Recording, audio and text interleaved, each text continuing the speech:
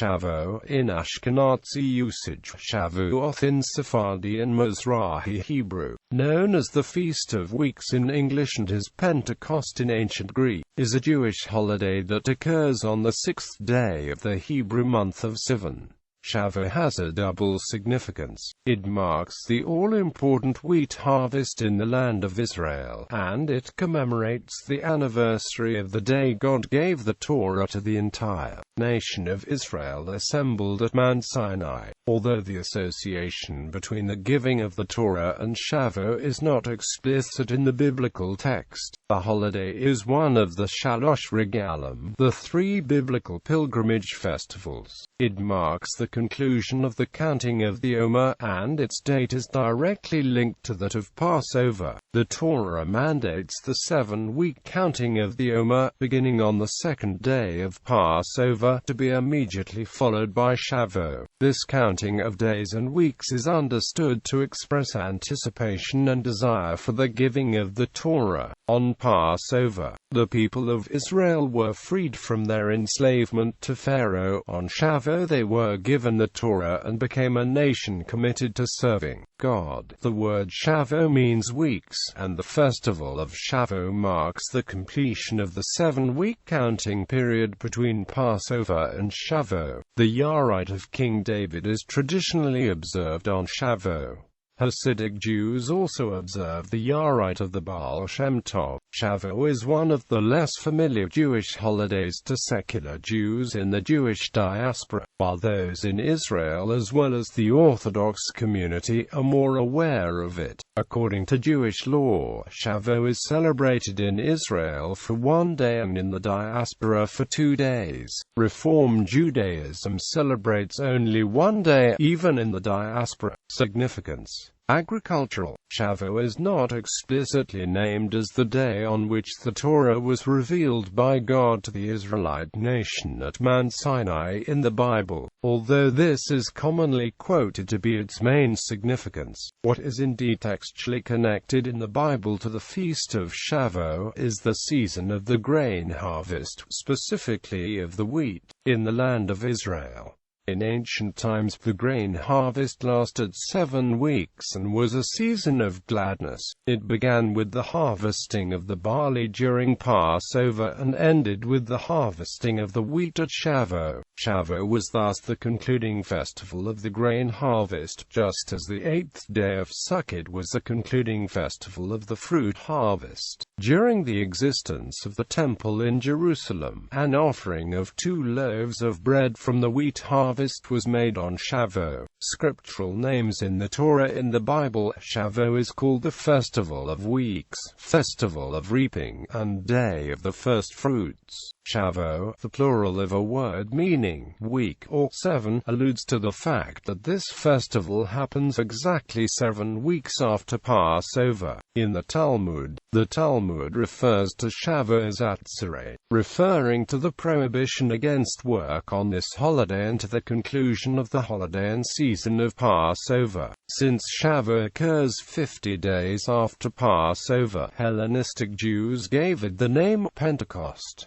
Biblical observances. Ceremony of First Fruits. Bikurim. Shavuot was also the first day on which individuals could bring the Bikurim to the temple in Jerusalem. The Bikurim were brought from the 7 species for which the land of Israel is praised: wheat, barley, grapes, figs, pomegranates, olives, and dates. In the largely agrarian society of ancient Israel, Jewish farmers would read around the first ripening fruits from each of these species in the fields. At the time of harvest, the fruits identified by the reed would be cut and placed in baskets woven of gold and silver. The baskets would then be loaded on oxen whose horns were gilded and laced with garlands of flowers, and who were led in herd procession to Jerusalem. As the farmer and his entourage passed through cities and towns, they would be accompanied by music and parades.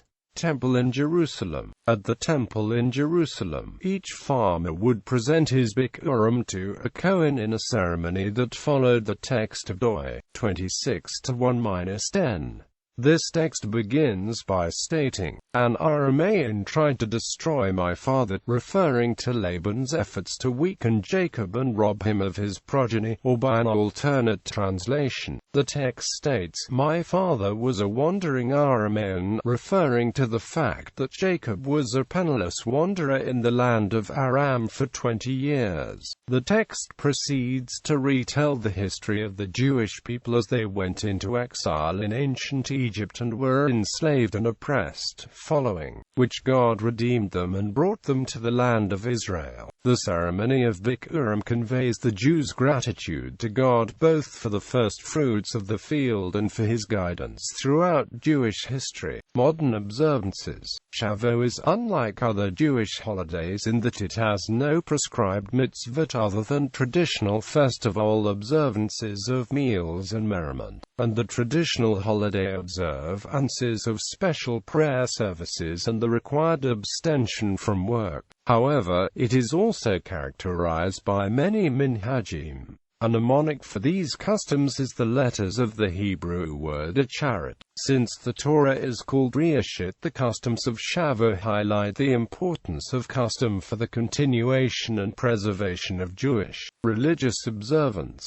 These customs, largely observed in Ashkenazi communities, are Akdamit, the reading of a liturgical poem during Shavuot morning synagogue services; Chalav, the consumption of dairy products like milk and cheese; Ruth, the reading of the Book of Ruth at morning services; Yerek, the decoration of homes and synagogues with greenery; Torah, engaging in all-night Torah study. Akdamit is a liturgical poem extolling the greatness of God, the Torah and Israel that is read publicly in the synagogue right before the morning reading of the Torah on the first day of Shavuot. It was composed by Rabbi Meir of Worms, whose son was murdered during the Crusade of 1096. Rabbi Meir was forced to defend the Torah and his Jewish faith in a debate with local priests, and successfully conveyed his certainty of God's power, his love for the Jewish people, and the excellence of Torah. Afterwards he wrote Akdamit, a 90-line poem in Aramaic which stresses these themes. The poem is written in a double acrostic pattern according to the order of the Hebrew alphabet. In addition, each line ends with the syllable ta, the last and first letters of the Hebrew alphabet, alluding to the endlessness of Torah. The traditional melody which accompanies this poem also conveys a sense of grandeur and triumph. Sephardim do not read Akdamit, but before the evening service they sing a poem called Shavuot, which sets out the 613 biblical commandments. The positive commandments are recited on the first day and the negative commandments on the second day. The liturgical poem of Yatziv Pitgam is recited by some synagogues in the diaspora on the second day of Shavuot. The author and his father's name appear in an acrostic at the beginning of the poem's 15 lines. Dairy foods such as cheesecake, cheese blintzes, and cheese kreplach among Ashkenazi Jews, cheese sambusak, kelsons, and atayef among Syrian Jews, kafi among Iraqi Jews, and a 7-layer cake called siate silos among Tunisian and Moroccan Jews are traditionally consumed on the Shavuot holiday.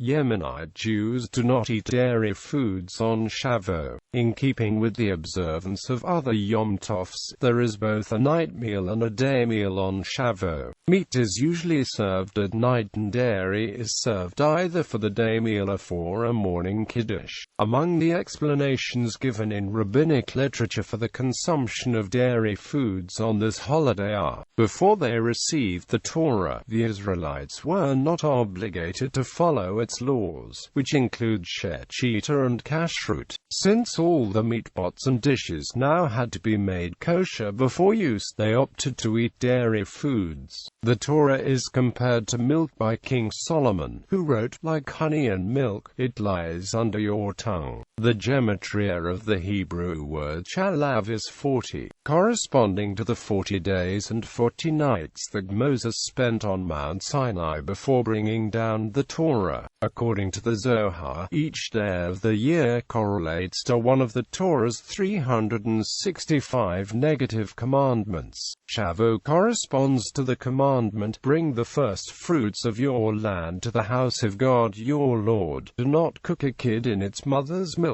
Since the first day to bring Bikurim is Shavuot, the second half of the verse refers to the custom to eat two separate meals, one milk, one meat, on Shavuot. The psalmist calls Mount Sinai Har Gavnunim, which is etymologically similar to Gavnar. Book of Ruth. There are 5 books in Tanakh that are known as Megalot and are publicly read in the synagogues of some Jewish communities on different Jewish holidays. The Book of Ruth is read on Shavuot because King David, Ruth's descendant, was born and died on Shavuot. Shavuot is harvest time, and the events of Book of Ruth occur at harvest time. The gematria of Ruth is 606. The number of commandments given at Sinai, in addition to the 7 Noahide laws already given, for a total of 613, because Shavuot is traditionally cited as the day of the giving of the Torah. The entry of the entire Jewish people into the covenant of the Torah is a major theme of the day. Ruth's conversion to Judaism and consequent entry into that covenant is described in the book. This theme accordingly resonates with other themes of the day. Another central theme of the book is Hesed, a major theme of the Torah. Greenery. According to the Midrash, Mount Sinai suddenly blossomed with flowers in anticipation of the giving of the Torah on its summit. Greenery also figures in the story of the baby Moses being found among the bulrushes in a watertight cradle when he was 3 months old. For these reasons, many Jewish families traditionally decorate their homes and synagogues with plants, flowers and leafy branches in honor of Shavuot. Some synagogues decorate the bimah with a canopy of flowers and plants so that it resembles a chuppah, as Shavuot is mystically referred to as the day the matchmaker brought the bride to the chuppah to marry the bridegroom. The ketubah was the Torah. Some Eastern Sephardi communities actually read out a ketubah between God and Israel as part of the service. The Vilna Gaon cancelled the tradition of decorating with trees because it too closely resembles the Christian decorations for the holidays.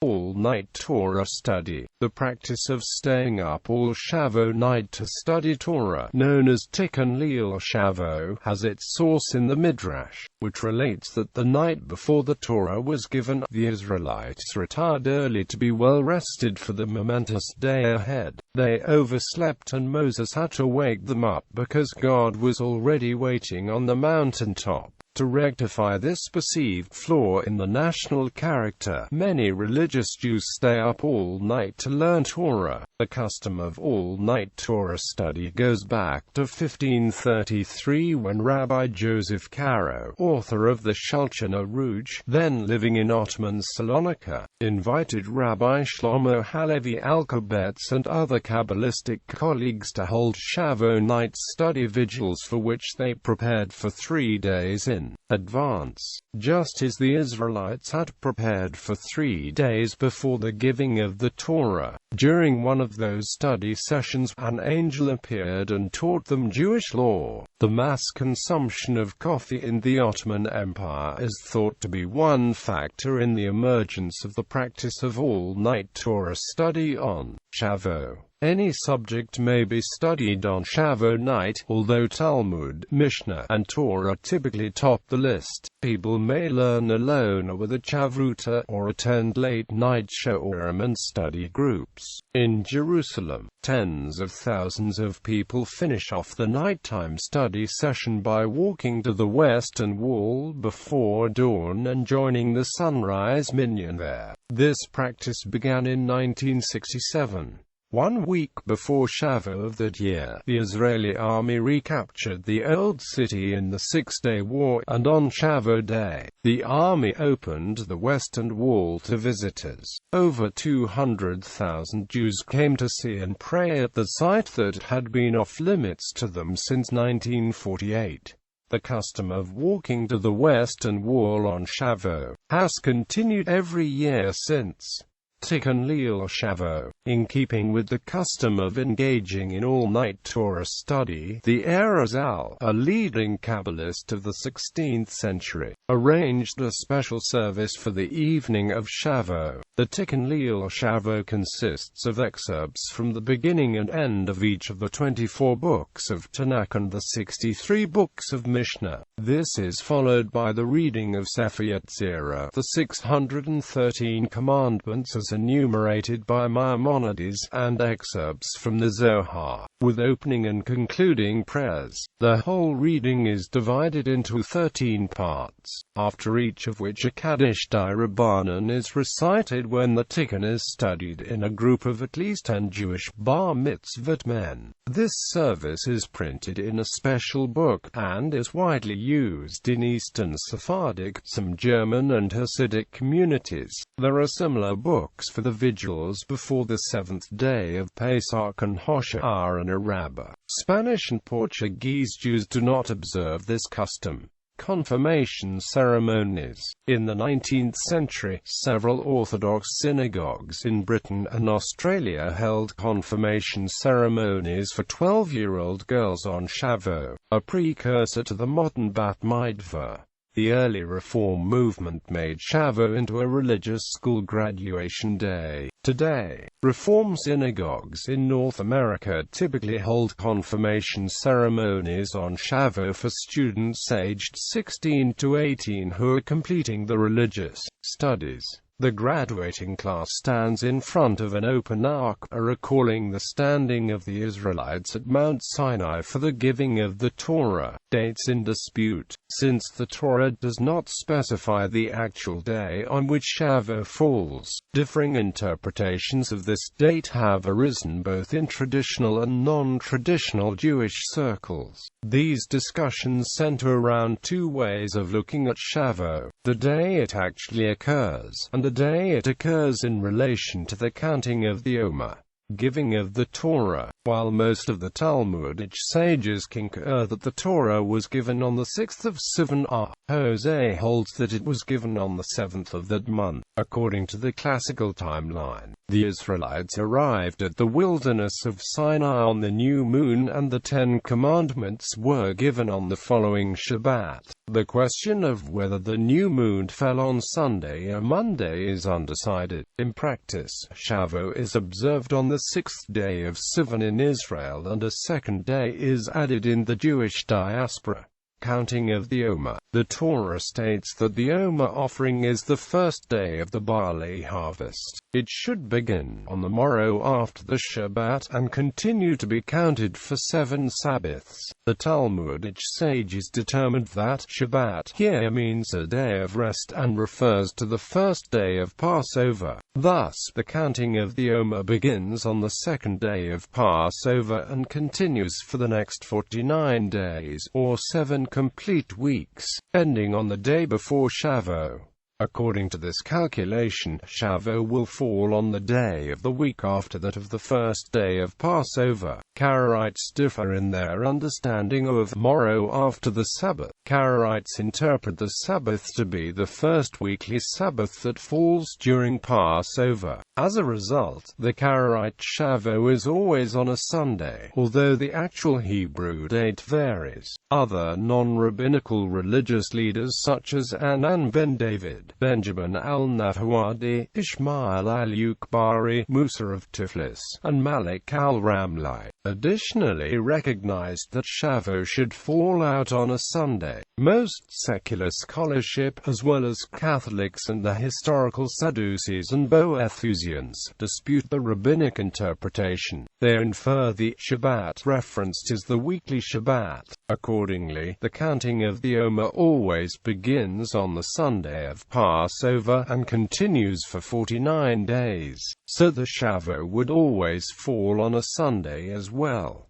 The Book of Jubilees and the Ascends. This literal interpretation of Shabbat as the weekly Shabbat was shared by the 2nd century BCE author of the Book of Jubilees, who was motivated by the priestly sabbatical solar calendar of the 3rd and 2nd centuries BCE, which was designed to have festivals and Sabbaths fall on the same day of the week every year. On this calendar, Shavuot fell on the 15th of Sivan, of Sunday. The date was reckoned 50 days from the first Sabbath after Passover.